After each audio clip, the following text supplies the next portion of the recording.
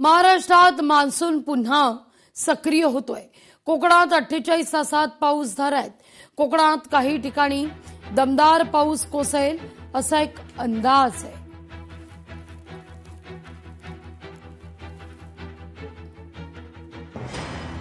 तर पहाटेपासूनच मुंबईत जोरदार पाऊस आहे।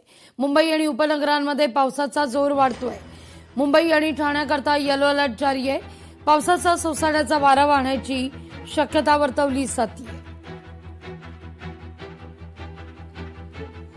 तर कल्याण डोंबिवलीत पावसाची रिपरिप सुरू आहे। रात्रीपासूनच कल्याण डोंबिवलीत पावसाची रिपरिप सुरू आहे। आढावा घेतला आपले प्रतिनिधी अशोक कांबळे यांनी।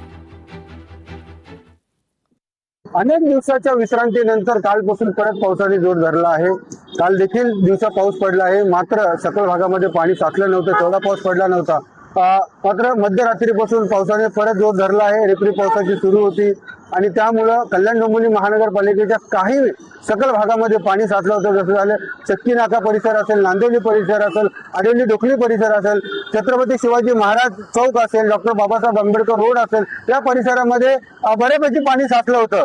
मात्र पावसाचा जोर कमी झाल्यामुळे आपण आता बघू शकता, आपण छत्रपती शिवाजी महाराज चौकात आहात। पावसाचा जोर कमी झाल्यामुळे या परिसरातील जे सकल भागामध्ये साचलेलं पाणी होतं, जे रोडवरती साचलेलं पाणी होतं, त्या पाण्याचा निचरा झालेला आहे आणि आता इथं पाणी नाहीये।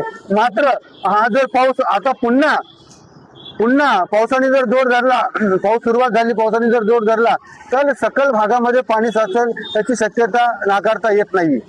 अशोक कांबळे, लोकशाही, कल्याण।